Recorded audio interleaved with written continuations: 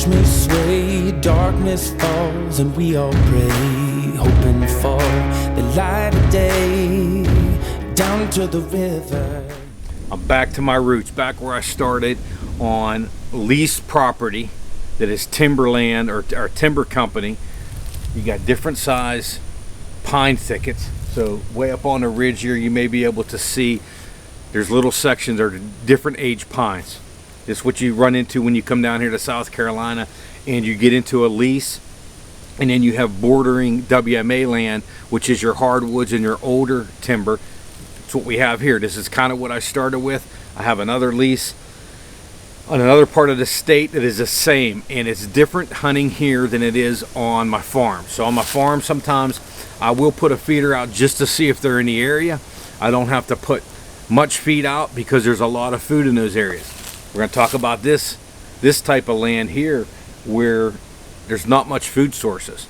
The food source here is the WMA land that is closed to hunting at night, and there's a lot of pressure on it in the daylight. So what they do, they bed on this property, they head onto the WMA land at night to eat. That's where those hogs go. So we're going to talk about how do you keep hogs on your property. We're going to go down this lane. I'm going to tell you exactly the way I approached this. First started out, that's all I did was bait the whole first year. Took over 100 hogs that first year. Then I got into hunting farmland, which saved me from baiting. I got into coyotes then. Now I'm combining all together. I'm gonna hunt coyotes tonight, but I'm also gonna have my camera down here with some fresh bait. I'm gonna put a post hole digger, two foot hole, fill it with sour corn, hunt the coyotes, but then I'll come back here whenever I get the alert on my phone. So I'm combining everything as I get better. I'm back on this type of property though. A lot of different variety here in South Carolina. We're gonna master this one. I'm gonna tell you how to do it. The thing I like about right here is I'm coming down that road. You see it's levels. So I'll go along straight away, it'll turn, it'll drop down a level. Straight away, turn, it'll drop down a level. This last straight away here is pretty wide, and I got a hill behind me. All my wind, even if my wind is blowing this way, it's gonna keep it on this side of the hill. As I popped up over that hill, deer were already in my corn. Last night, hogs were in here at 8:30. Got a storm moving in. We got action already on the corn, couple bucks. But what I like about this spot is behind me, you're gonna see over this shoulder. So when I walk down here and I walk up here, I can sneak right up here, look up over, and I think it's about 60 yards. I got my range finder on my binocs. I'm gonna range it, but that's a great easy shot with the rifle. Whenever we bow hunt this, I'm gonna sneak up in through here, get down there within 20 yards, and get in the blind.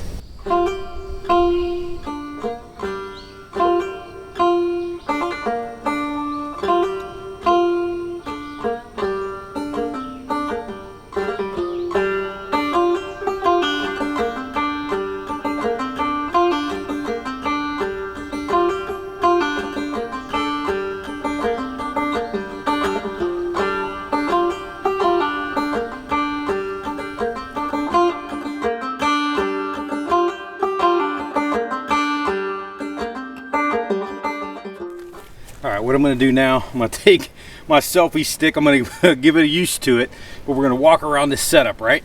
So we come down in that S and come up that hill. Back at the top of the hill, when I come up over, I'll put my first tripod with my ATN binocs. I want to stay far away as I can because it's 4 power. So I had that on night vision, pointed at the hole. Well, last night, the battery was running low and it shut off right before the hog came out, so we're fine with that, but I worked it out. This tree right here I marked, I had that unit, that camera right there sitting here, and I have a $1,000 camcorder on there, and I have a over $1,000 camera with a lens on there, and none of them could see that green light very well. So I was very displeased with it. What saved the day was the good old iPhone. So we're gonna walk around this setup. That camera right there was sitting right in front of me. The plan was 35 yards to the hole, 32 yards to the hole from right here. if I had to take the shot. What happened was, set my camera up, everything was ready.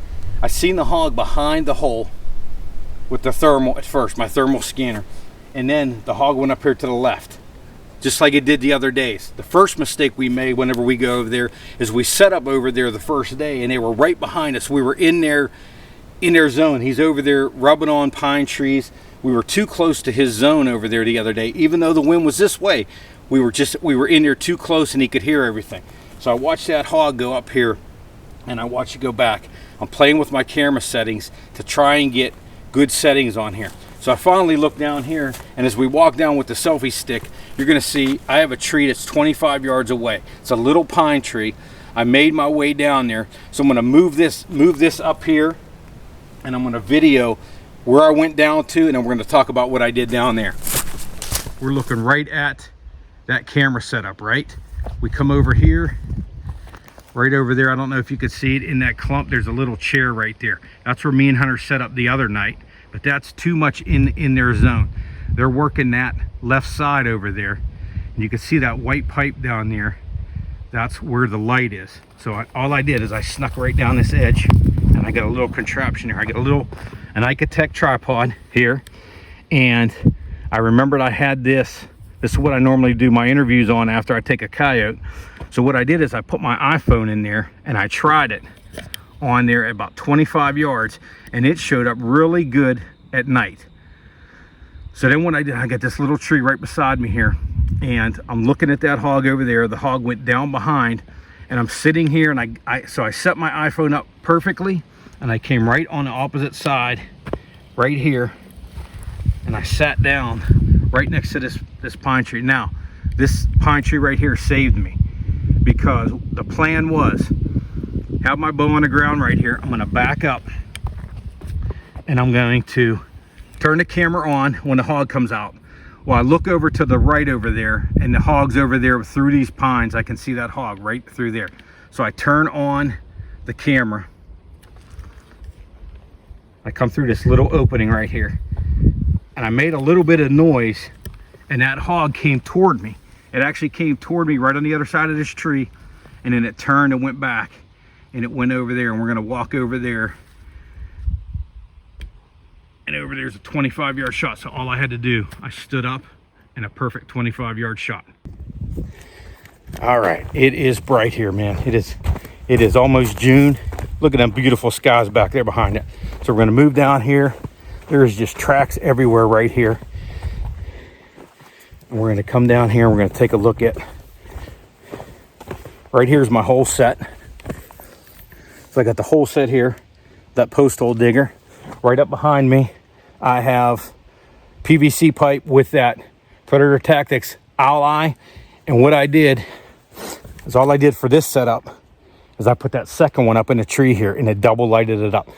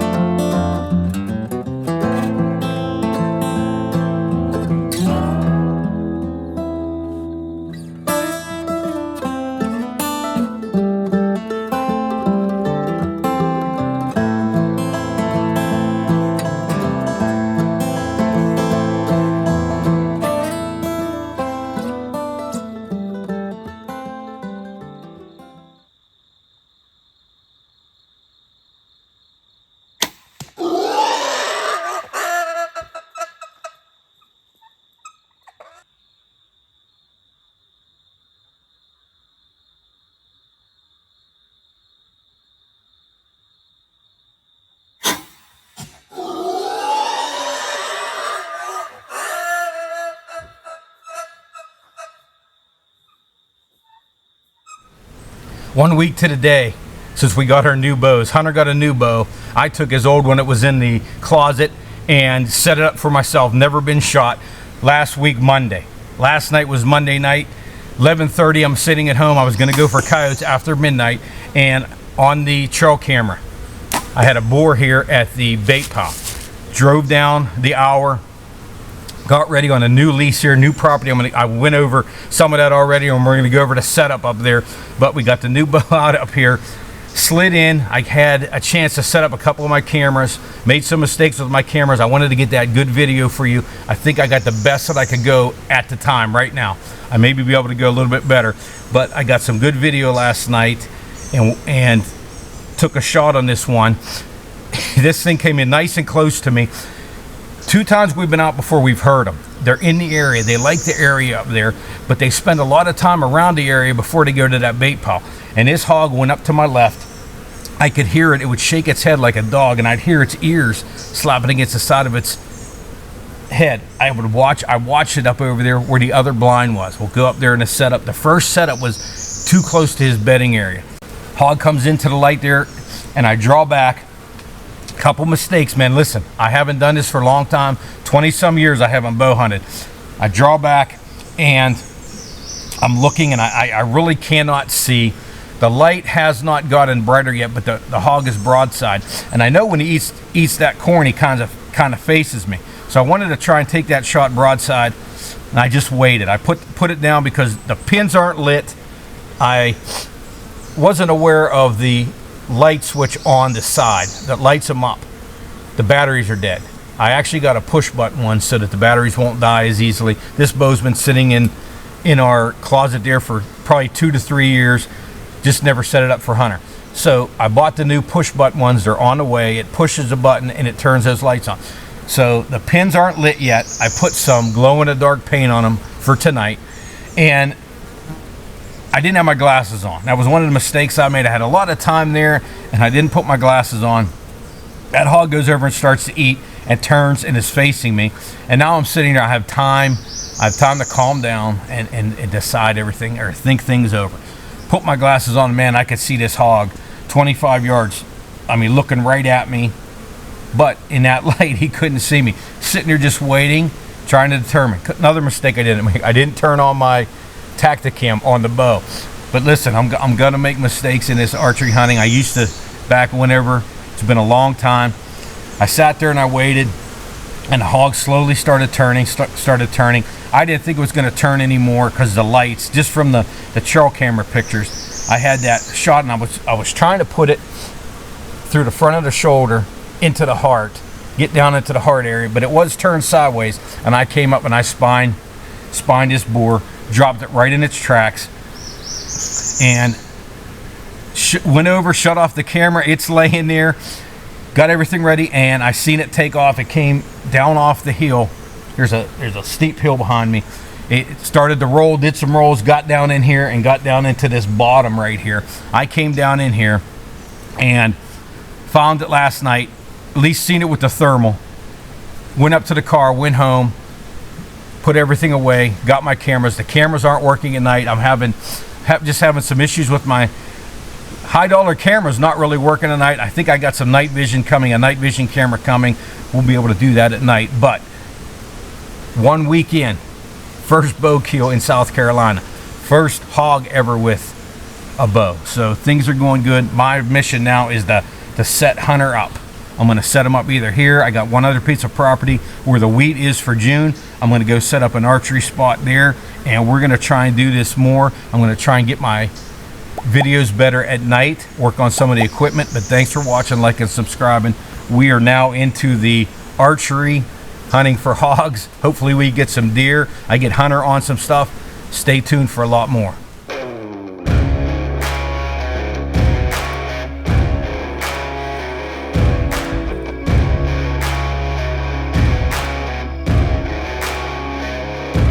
Yeah, oh my Lord, watch me sway. Darkness falls and we all pray, hoping for the light of day.